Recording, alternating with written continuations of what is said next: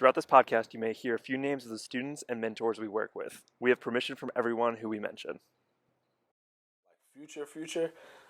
Not really. And then if I thought about it, honestly, it just came. I came to the terms where it's like I accepted that I either be locked up or I'll get shot.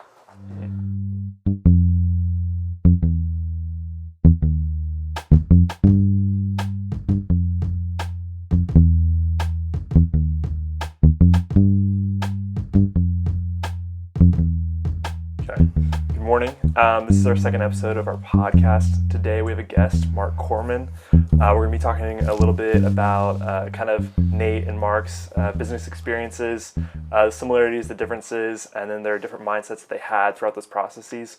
But yeah, Mark, if you would give us a quick introduction on kind of your business experience, kind of what you did in the past in terms of like your job, things that you had to work with, and then Nate, after him, you can go through and do the same thing. Sure. Thanks, Whit. Mm-hmm. The I guess short version of my career path was when I graduated college, I went to graduate school for a little while. Didn't finish there, but did have at that time a commitment to want to improve the world, if you would. Mm-hmm. You know, we come out pretty idealistic out of college and thinking we can make an impact. I was certified as a teacher at the time, so I accepted a position teaching in Baltimore City in a high school that I enjoyed very much. Life moved me to Lancaster, if you will, a few years later when I became a domestic relations hearing officer. I thought there were a lot of similarities in that position because, again, you were able to stand in front of the room, if you will, and help people and instruct people and guide people to hopefully good solutions.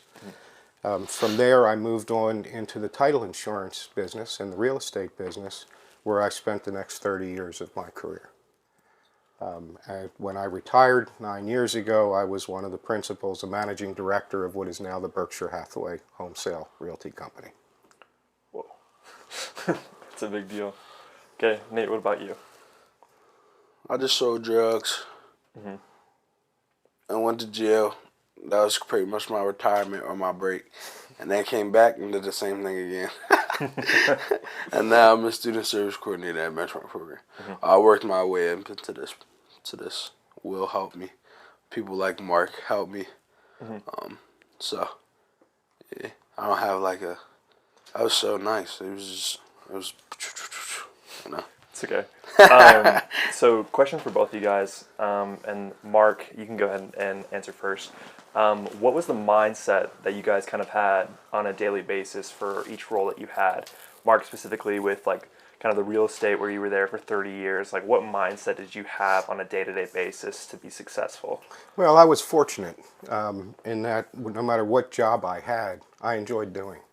I found pleasure in not only the work that I was doing, but the people that I was working with, and obviously the motivation to do more and more to provide for my family and our future and our success. So going to work was easy for me because I enjoyed doing it.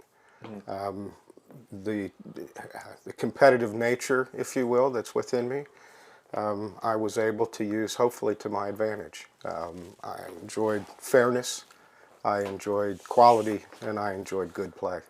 And when we got to win, that was something to celebrate. Nate, obviously, very different business, very different environment and atmosphere. What was kind of the mindset that you would have on a day-to-day basis in terms of like what you had to do with drug dealing? It was more or less like take care of my family, make enough money to stop. Well, that's what you tell yourself, but you know, it doesn't really happen like that, right? Yeah. And then yeah, I think what Mark said too, like that competitiveness, like competing with other people that sell drugs too, who can make the most money. Do you think there was ever a point where you would like legitimately stop? If like you continued doing that, you said that you wanted to make enough money to stop. Do you think there would ever be a point where you'd reach that? Like if you were like still under those like circumstances? No, I don't think you can. I don't think you can reach the point and just stop because you can't. You can't take your money and invest it into something else that'll make you legal money, legit. that's money laundering. So you can't just really just stop, right? You gotta keep going, because if you just stop, then the funds and the money will go over time, and then you'll be back in the same place you started. Mm-hmm. So no, I don't think you'll ever get to a point where you just want to stop. Mm-hmm. And more money, like kind of get like addicted to it. Like you Yeah. just want to make more and more and more and more. So Because it would be, correct me if I'm wrong, it'd almost be like kind of like promoting yourself yeah, like in your business. So Yeah. like, for example, if you go through and you have a business and like you're able to like grow the business, then you're able to make more money. And that's like the same case. So then it's like never enough almost. Right. Maybe with a different motivation.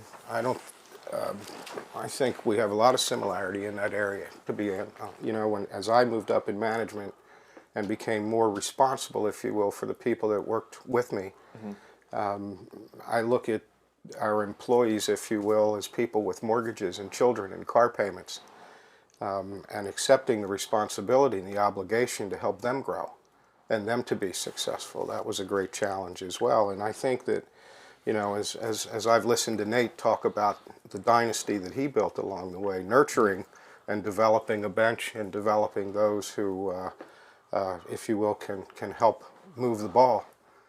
That's part of the motivation every day. Yeah. Yeah, it's for sure. Would you, so like obviously like with Mark, him talking about like the employees that like worked under him, there being like a mortgage and like car payment, stuff like that. Do you think that you had that same mindset in terms of like people that like kind of worked under you? I don't think I had like the same mindset where like I thought about them. I definitely, it's a selfish game. I played for keeps. I played for myself. But there's definitely some people that like you build that relationship with, and you think like that they got your back and stuff like that. So like you think about them and like how you can help them and put them in a position to win and be successful as well. But definitely not everybody. And so Some people are just like pawns. yeah. Do they know that they're pawns? No. No. A lot of them don't know they're pawns. A lot of them you just, you call it putting a battery in their back. Gotcha. Put that battery in their back, and they're charged up. They thinking they doing all this crazy stuff, but you just use them as pawns. I relate to that as well. You have a staff of people, if you will, and you'd like to invest yourself in every one of them. But the practicalities are you don't have the time to do that and do your job too. But what you do know is that if you pick a couple and you really invest in those few, you can make a real difference for them.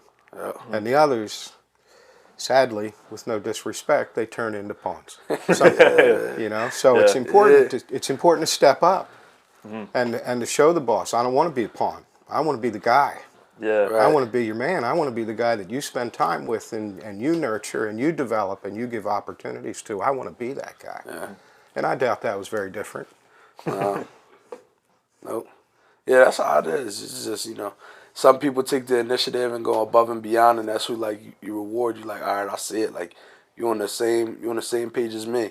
You want the same thing I want, so we could really go far. Let's put both of our brains together and think about how we could get there. And then other people are just like, I'm cool. I'm comfortable with making my couple $100, stuff like that, and then coming back and so simple. Would you say the same things or like the same way you went about like selling drugs, having people sell drugs for you, kind of that mindset of like trying to provide for your family, making sure that like the people that like have come to you and been like, I'm not a pawn, like making sure that they're set up. Do you think you carry those like that same mindset into your current job as like student service coordinator?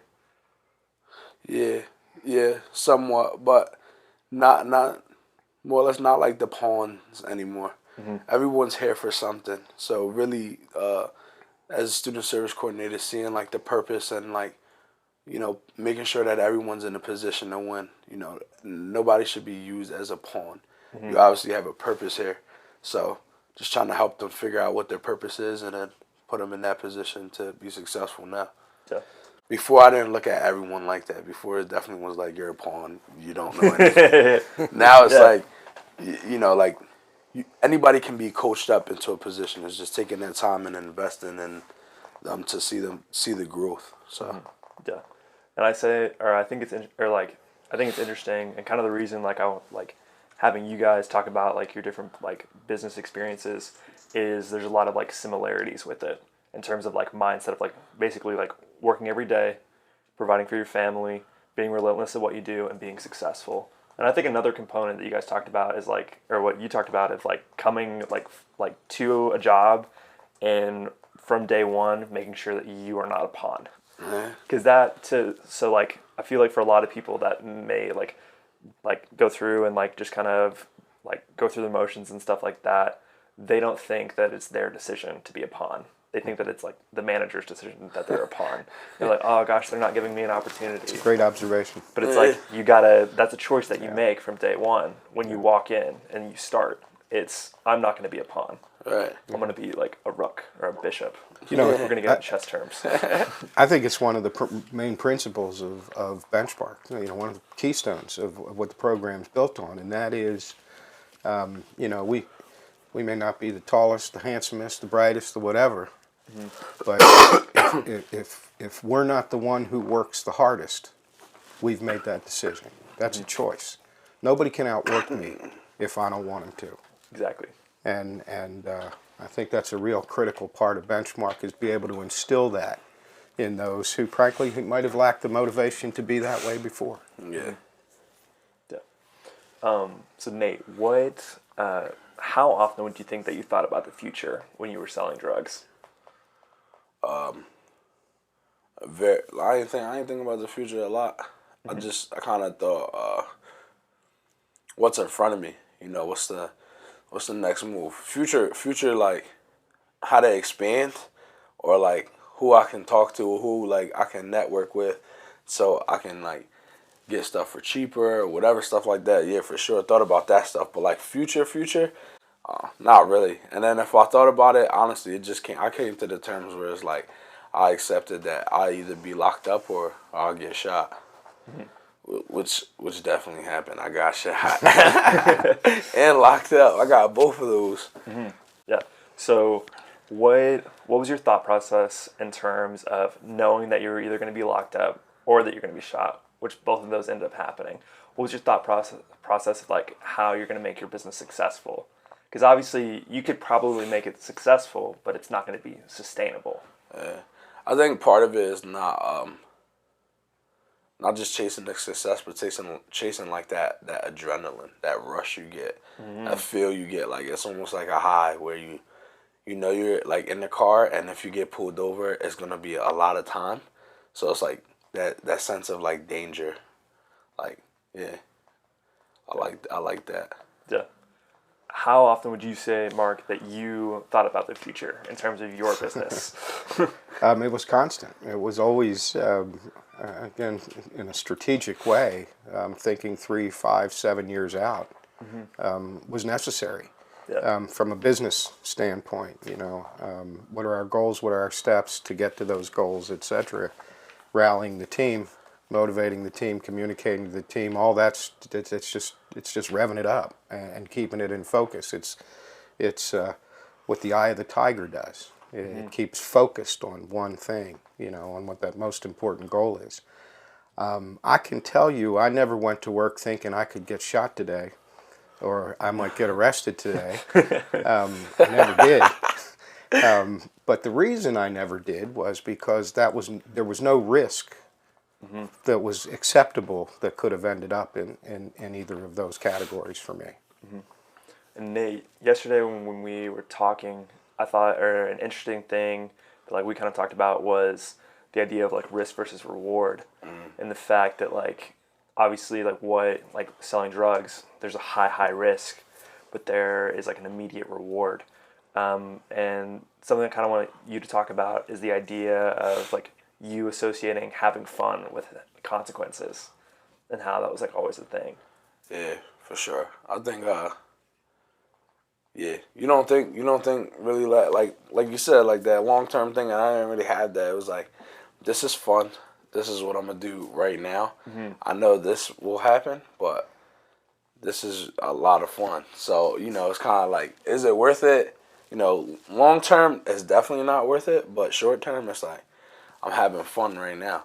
So a lot of things like being able to like buy whatever you want to buy, do most of the things you want to do. You can't do everything because I was still like super young. Yeah. But money. I think money is power, and when you have a lot of it when you're young, you can influence a lot of people around you, especially kids that are your age too. So it was like really like you could do whatever you want. So I had a lot of fun, but the risk was definitely wasn't worth the risk. I should have just waited and then retired when I'm around your age. Yeah. Yeah, I mean, by contrast, when my wife and I got married, or maybe even before we got married, but certainly before we had children, we had a plan as to when we would hope to retire.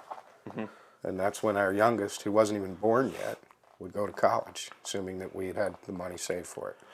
Yeah, see, mine's just kind of just like had the kids, and then it's like I gotta figure this out. Yeah. So planning while they're here, but definitely would have been nice to plan before even having a kid and getting married and then having a kid.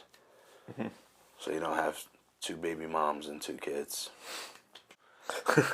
Yeah. Everybody that's watching this, do it how Mark did it, man. Do it how Mark did it. Yeah. It's like I said, I don't think, taking that risk isn't worth the reward, like the immediate reward. Like I said, you have fun in the moment, but long term, it definitely like, like you pay for it. Like even just getting tattoos and stuff like that, or how I'm looked at, or how I'm portrayed like by people in the community. And I'm doing all this good stuff now, but it's still like I'm still fighting that other version where people look at me in that light, So it's like if I just waited and just, because I could have took what I had and just hustled and just did it the right way, but me being the person that I was like, I want everything now. I was being impatient. So you definitely pay for it though. I don't care. I haven't met anybody in the hood that's made it out like and is successful, bro. So, like you know what you're gonna get. Like what you're gonna get. It's just, are you dumb enough to go down that path? Therein lies probably the biggest difference.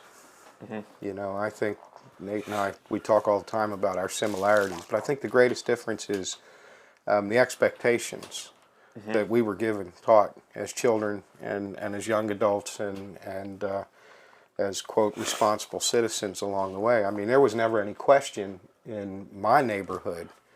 I had 2 wonderful parents. I had a great family unit. Dad always had a decent job. We weren't wealthy by any means, but we were a good unit, if you will, very supportive. And it was always understood that I would go to college. That was never a question. Never a question in my mind. I'm sure it was never a question in my father or my mother's mind. That was the expectation. Whereas Nate just talked about the expectation that he's been given, that he was taught growing up. And that in itself, just right from the get-go, right on the foundational level, you can see the advantages that I had that Nate had to work his way through. Sadly, he'll tell you it wasn't necessarily the right road to take, For sure. but he still had to work his way through one road or another.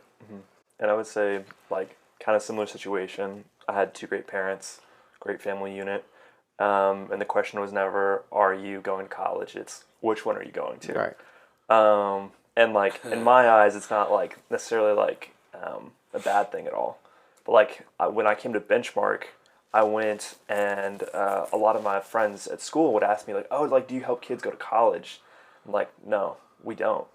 And that, like, for a lot of them, like, my, like, friends, and, like, they didn't mean this in a bad way at all, or, like, people that I knew at F&M, and then even for me for a little bit, it was, like, kind of a shocking thing of, I'm not helping kids go through and, like, get to college. Like, this is crazy.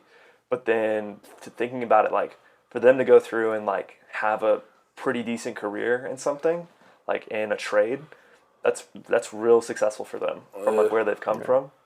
But Nate, what would you say the expectations were when you were, like, growing up? I don't think it was with my dad always said, like, get your diploma, like, graduate high school. But like after that, it was kind of like, whatever. All my brothers and stuff like been locked up, juvenile, in and out of jail and stuff like that. So it's like there wasn't really like any expectation. The expectation was just get through high school, and I mean like just get through it, like just go through the motion. Not really being there in high school to learn, but just to get through it, to just be like, all right, I did it. Yeah. You know, there wasn't a lot of expectation because I feel like everybody else in my family just didn't do much or didn't do really anything. So it wasn't like, yeah, you're next up to go to, Yeah. whatever. A lot of people were banking on like that I was really good at football and then I'll go to college off of football, but that wasn't the expectation. It was just like, well, if you want to go, like you could go. Okay. What, so like kind of having like the or low expectations in terms of like your community, what's taking place for like the future. What do you think, if you went back in time, what do you think would have helped you, like kind of like, not saying like college is the answer by any means, but what would have helped you? It is the answer. By all means, go to college. What would have helped you and motivated you to think long term? Just the people I associated myself with. Being around people that had, maybe meeting somebody like Mark in school where he had expectations and he had to go to school and he had to get good grades. Surrounding myself around people like that. So where like I didn't have expectations at home from like my parents and stuff, but maybe setting my own expectations or maybe competing with Mark in school. Like I got an A on this and you got a B. Maybe that would have pushed me. So really surrounding myself around people that wanted to do better for themselves. The people that I surrounded myself around with they didn't have any expectations either. So we were just a bunch of non-expectation kids running through school, Yeah. And then I went to like behavioral schools like Burley's and Phoenix, where like then they really take the non-expectation kids and just shove them in one school. So I think I would definitely be around people that like took it serious and really thought long term as a kid. A lot of the people I hung around was always short term for all of us. But yeah, and I tell myself that if you go that way, you won't get shot, you won't go to jail, you won't, stuff like that. Yeah, and I think the hardest part with trying to like tell yourself think long term, that's like, and you talked about this a little bit like yesterday of it's about reputation.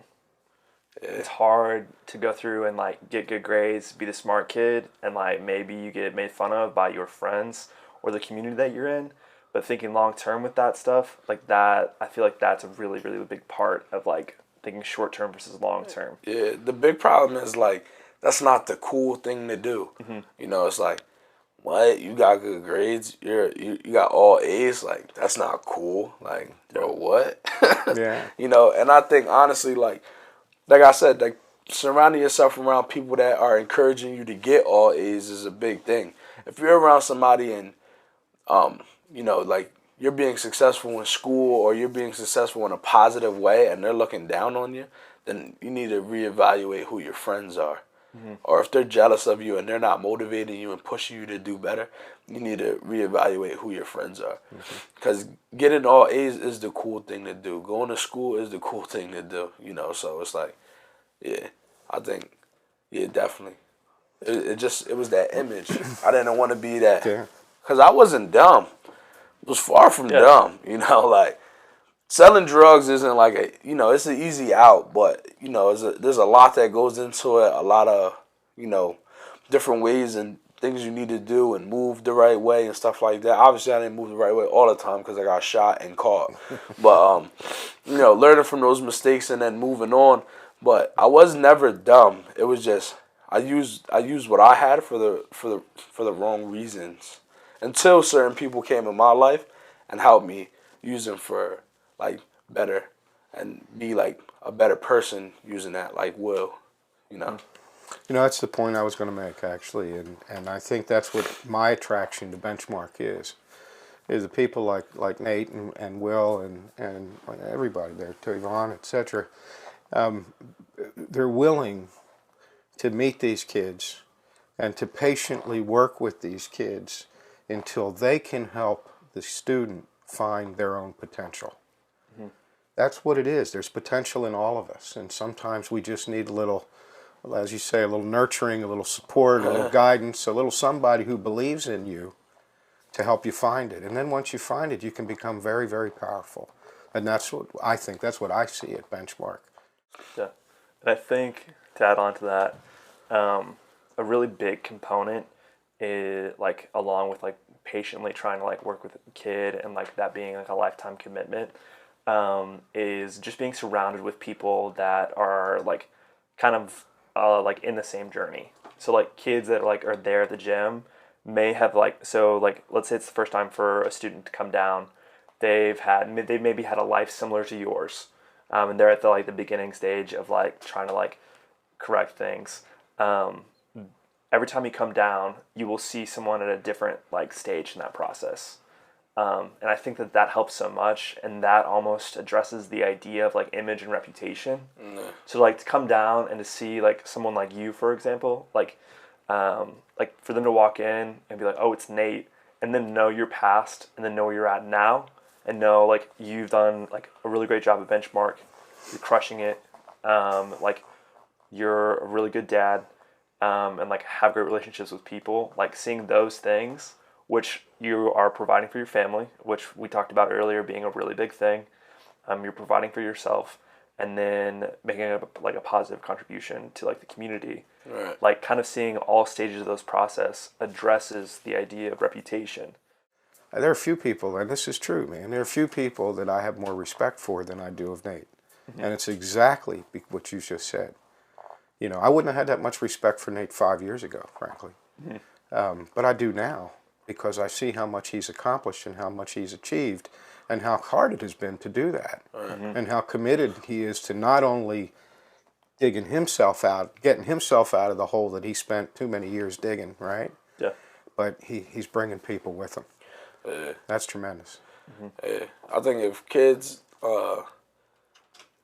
like that whole image part, if you just, like, be selfish. Like, be selfish and literally focus on yourself, worry about yourself until you can, you know, get to a point where you can help other people and extend that hand. But be selfish. Nobody, you know, misery loves company, right? And people want to see you with them. People want to see you do good, just not better than them. So when you start passing your friends and stuff, like your so-called friends, you know, just think, like, keep your head down, bro, and just be selfish. Get yourself to a point where you can help other people. Do what's good for you, or you're no good to anybody. Right. Yeah. That's Billy Joel. Last question, and, like, this is, like, specifically for Nate, but Mark, I would love to hear your thoughts on it as well. So you have 2 kids, and not saying they're going to grow up in the same surroundings as you did, but what will you do to make sure that they go through and long term they're successful? I don't think I won't. I'll just be completely honest with them. I won't hide anything. You know, if they have questions, I'll answer them.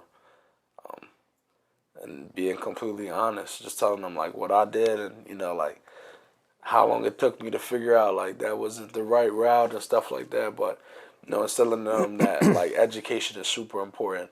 And like I said, like, giving them that, you know, that competitive edge and something more positive, and creating that support, you know, behind them. We're, like, encouraging them in school, encouraging them in classes. You come home with good grades, like, we celebrate it, you know, things like that, and making it the usual to, you know, work hard in school and work hard in, you know, outside of school, in sports, whatever, stuff like that.